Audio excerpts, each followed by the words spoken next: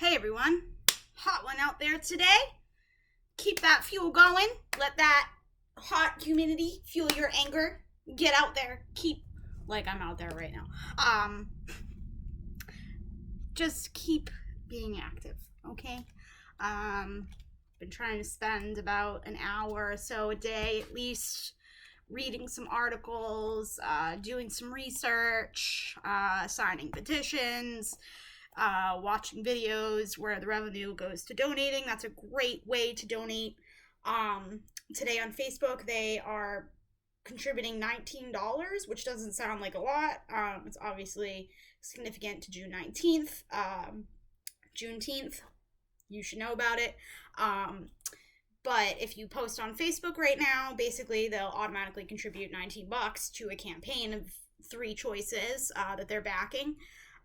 So I'm just trying to spend at least an hour or so each day on some sort of lane of participation. So I encourage you all to do the same, but also enjoy this beautiful weather that we're having.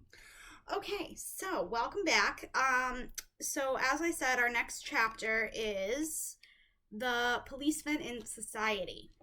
And I'm just going to jump right in because this is a pretty good one. It is commonplace to criticize the police when a crime is committed. What is frequently overlooked is that the policeman is only one of the instruments for controlling antisocial conduct, and by no means the most important. Even superficial reflection verifies this conclusion. If concentration of police can guarantee low crime rate, then the areas with the highest police density would enjoy the least amount of crime. Yet, this does not appear to be the case. Interesting. Social control is determined by the degree to which people conform to an established form of behavior. In smaller countries or slower changing cultures, where the people are more united in beliefs, customs, and attitudes, and where life is simpler, there is generally little need to call upon the police to maintain order.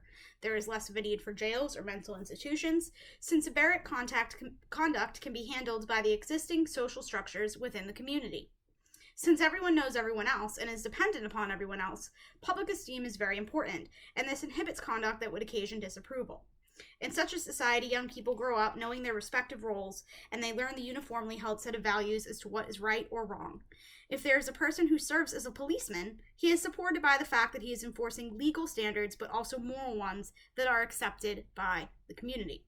So this is kind of arguing for, I know we have town police, but again, even within towns, there are many different communities. I live in, actually, no, I'm not going to tell you where I live, but, there is a section that, it's a small town. It's not that big of a town. And there's still a section of primarily Latinos. There's a section of primarily white people. There's a section of, more elderly. And then people like me who, the newer generation who are coming in. There's many layers even within this small town. So there needs to be more neighborhood enforcement, neighborhood watch, which used to be a thing, the people within your community who understand the layers. And, so it's not just someone random coming in who doesn't actually understand the neighborhood and the people that they are dealing with, essentially. In the last few years, police departments in all cities in the nation have found themselves confronted with and drawn into the battle for equal rights. They have found themselves in the no man's land of the battle and the recipients of the fire of both sides.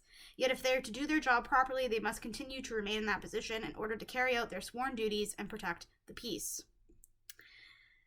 So then it talks about the benefits of police work. So, people go into police work for a lot of different reasons, and I'm not going to discount the people that go into it genuinely to help people. There's a proportion of those people, absolutely. But a lot of people go into it for the advantages and the privilege that is given to you. Benefits are usually seized by those who are ready to disregard or destroy the established order. The ongoing economic, political, and technological revolutions reinforce those who challenge the old order. One of the universal concomitants of the upheaval is the breakdown of social homogeneity in the community. Historically, this sort of displacement has always been accompanied by an increase in crime. The community, in its anxiety, often resorts to legal rules and sanctions to maintain peace and order. It is easy to blame the policeman, since one must have a scapegoat if he cannot bring back the good old days. Certainly, this analysis has come relevance for our time and place. The next section. The job of the police today has been described as enforcing the unenforceable.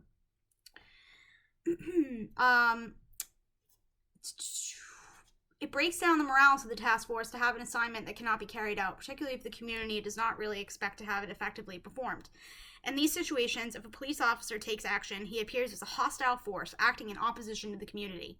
If he withholds action, he encourages disrespect for the law and exposes himself to suspicion of corruption. Citizens demand more and more arrests of muggers, rapists, murderers, drug pushers, but police coverage is not sufficient for that, nor would more arrests solve the crime problem. The patrolman is using his good offices and authority to resolve the difficulties that arise in the street without resort to detention or arrest if the individual is resolved. The law does not expressly give the policeman discretion to decide whether or not to enforce its provisions, but the public accepts such exercise of discretion.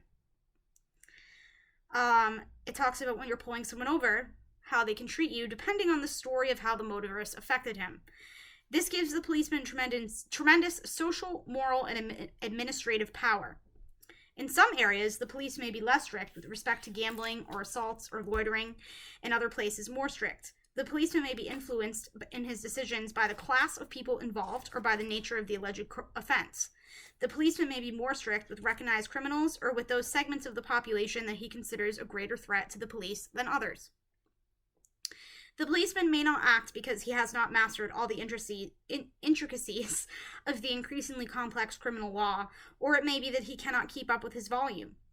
It is often inhibited by the fact that he may be liable to civil damages or administrative penalties if he makes a mistake. He may be affected by the social standing of the persons involved or by a special relationship that one of the people has with the police or with a political power. He will be influenced by the folkways and mores of the neighborhood in which he works. His legal obligation may be tempered by the need to maintain a good relationship with the people who live on his beat. Policemen, often young, inexperienced in life situations, limited in academic background, are called upon to deal with all types of emotion-wrought people. Gradually, most of them learn to cope with this wide range of problems, perhaps not consciously, but on an experiential basis. Policemen develop invisible antennae that adjust automatically to relate to upper class and to lower class people.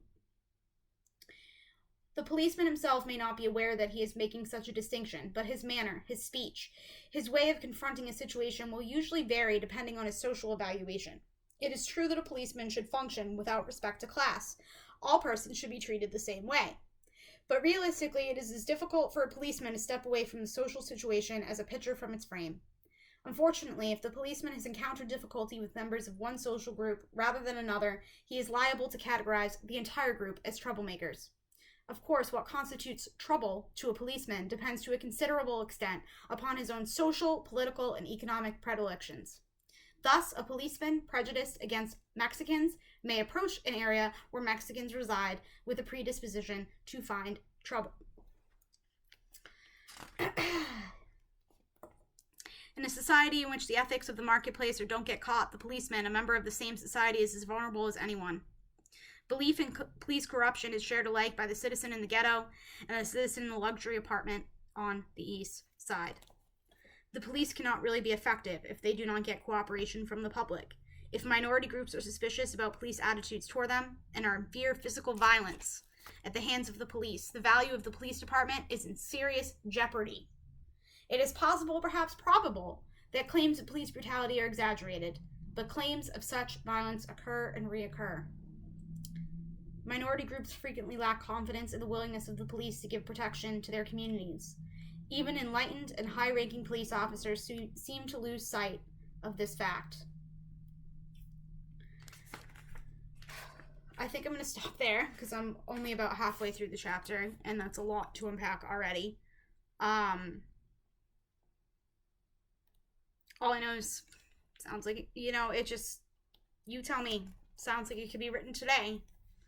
Which, again, that's the theme of this. Nothing has changed, really. Really. A lot of it is superficial change that really isn't systemic change. So, like I said, take some action. Take a half hour, an hour, whatever you can spare. Get online. See what you can do. There's so much out there. There's no excuse not to participate in some way. So, if you need help with that, let me know. Peace.